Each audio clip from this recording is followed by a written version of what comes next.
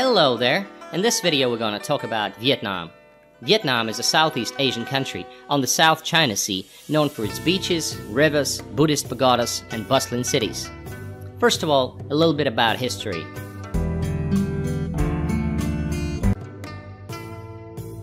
The northern part of Vietnam was for centuries occupied by Imperial China. Then the country was colonized by the French in the middle of the 19th century. Following the Japanese occupation in the 1940s, the Vietnamese fought French rule in the First Indochina War, eventually expelling the French in 1954. Then came the Vietnam War between the two politically divided North Vietnam and South Vietnam. Conflict was intensified by heavy intervention by the United States on the side of South Vietnam and USSR on the side of North Vietnam from 1965 to 1973. The war ended with a North Vietnamese victory in 1975, and the country was then unified under a communist government but remained impoverished and politically isolated. In 1986, the government initiated a series of economic and political reforms which began Vietnam's path towards integration into the world economy. With an estimated 94.6 million people as of 2016, it is the world's 14th most populous country. The capital city of Vietnam is Hanoi, the country's second largest city by population, 7.7 million people. Hanoi enjoys a rapidly developing real estate market. The economic structure underwent important shifts, with tourism, finance, and banking now playing an increasingly important role. Ho Chi Minh City, formerly Saigon, is the largest city in Vietnam with a population of 8.4 million people. The city's population is expected to grow to 13.9 million by 2025. The city has a hot tropical climate all year round. It has a lot of French colonial landmarks and Vietnamese war history museums. Lots of international corporations like Intel, Toshiba, Panasonic, and Fujifilm have all opened up their production facilities here. Some say the city might be the next Singapore. Da Nang. Da Nang is a coastal city in central Vietnam known for its sandy beaches and history as a French colonial port. Population is 1.3 million. Da Lat is a city in southern Vietnam's Central Highlands. It's centered around a lake and golf courses and surrounded by hills, pine forests, lakes, and waterfalls. The city was developed as a resort by the French at the beginning of the 20th century, and many reminders of its colonial heritage still remain.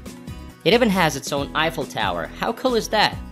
Known as the City of Eternal Spring for its distinctive temperate climate.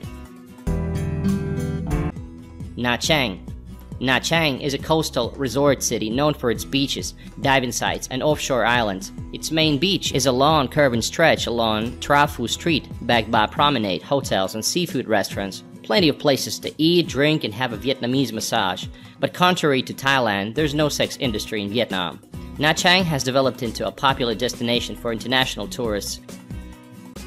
The communist system led the country into a deep crisis in the middle of the 1980s, and from the 1990s, the country began to liberalize the economy, which allowed to achieve significant economic growth and raise the standards of living for the population. In 2016, Vietnam was the second largest producer and exporter of coffee, second only to Brazil, and that despite the fact that the total area of Vietnam is almost 30 times smaller, with 1.3 million tons exported in 2012, a value of $1.4 billion. By the way, coffee trees are not the indigenous culture of this area and were brought here by the French in 1855. Vietnam is the largest exporter of dragon fruit. Ever heard of this one? Another name is pitahaya. You can see endless cactus plantations with red fruits in many places around Vietnam. Vietnam is the leading exporter of cashew nuts and black pepper. Agriculture still plays an important role and accounts for 21% of the GDP and employs 52% of the population. However, manufacturing has already overtaken agriculture and accounts for 40% of GDP, and this includes production of electric cables, cell phones, and computer parts, as well as clothing and footwear. Although Vietnam is a relative newcomer to the oil industry, it is currently the third largest oil producer in Southeast Asia. Like its northern neighbor, China, Vietnam continues to use 5-year economic plans that got started back in the USSR. According to a 2005 forecast by Goldman Sachs, the Vietnamese economy will become the world's 21st largest by 2025. Average salary today is just $150. But hey, back in the year 2000, it was $300 per year. The crime level is extremely low, at a rate of France and Finland. In large cities, you can see some petty crime as pickpocketing and snatching handbags and motorcycles. Therefore, you just gotta watch your stuff like anywhere else in the world. Tourism is developing at a staggering pace. In the year 2000, the country was visited by 4.7 million foreign tourists, and in 2017, almost 13 million. Most tourists come from China, South Korea, Japan, Taiwan, the United States, and Russia. Mune, by the way, might be the best place for kitesurfing in Asia. Phu Quoc is gaining popularity as a secluded tropical island with pristine beaches. In the north of Vietnam, you gotta visit Ha Long Bay, a UNESCO World Heritage Site, a popular tourist destination. In southern Vietnam, a cup of coffee is often accompanied by a cup of cold tea. Typically, the coffee is prepared in single servings in stainless steel coffee filters known as phin. The Vietnamese coffee is rich, flavorful, sweet, and perfect on a cool day. The coffee is slowly dripping into the glass and mixed in with the condensed milk, making it almost a meditation practice. Vietnam is also famous for Kopi Luwak, or civet coffee. It's the kind of coffee that includes part-digested coffee cherries eaten and defecated by Asian palm civet. At the same time, per capita consumption of coffee in Vietnam is really low. About 95% of coffee is exported. Vietnam holds the second place in terms of rice consumptions per capita. A typical Vietnamese eats 169 kilograms of rice per year. No wonder they have so many rice varieties. Soup pho is one of the most popular Vietnamese dishes. This is a soup with rice noodles, most often with beef, although sometimes it's served with chicken and seafood. Soup pho is served in almost every cafe and restaurant. The Vietnamese eat it with chopsticks, mainly for breakfast. Vietnamese start cooking soup before dawn, so that by 5 or 6 in the morning they will feed the people hurrying to work.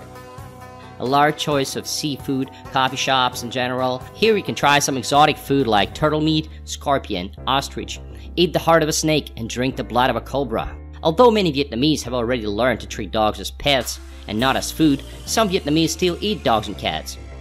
Vietnamese are quite friendly people. They sometimes look more gloomy than Thai people, but when you communicate with them, they start smiling.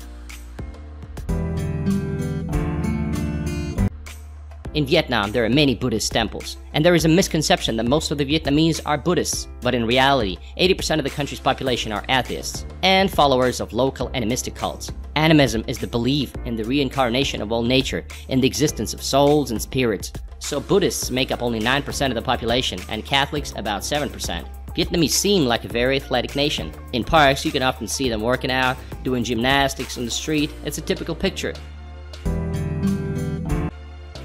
In Vietnam, it's difficult to buy clothes of a large size. The Vietnamese are very tiny people. A guy who's 1 meter 75 centimeters is considered very tall, and girls of such size practically do not exist. The sizes of medium and large in stores are extremely rare. Many Vietnamese walk around the city wearing masks on their faces. You might think that this is protection against dust, though the Vietnamese themselves say that this way they protect the face from the sun's rays. White skin is considered the standard of beauty in Vietnam. Dark skin is associated with heavy physical work in the fields and low social status.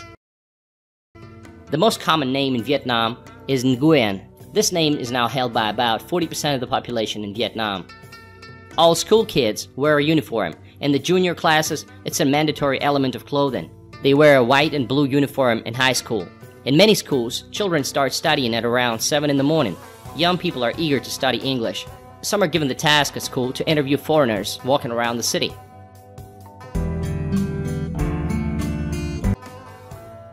In Vietnam, motorbikes are extremely popular. They're way more popular than cars. Traffic might seem absolutely meaningless and ruthless and chaotic and unsystematic to you at first, but when you join in as a driver, some rules start to make sense. The traffic system has been organized in such a way that streetlights are not so numerous. And somehow all this chaos is working. But don't think that pedestrian crossings in Vietnam are for pedestrians. They, just like anything else in Vietnam, is for motorbikes. At first, for tourists it seems impossible to cross a multi-lane road. A pedestrian crossing for bikes is just a picture on asphalt. The thing is, you have to go confidently and slowly.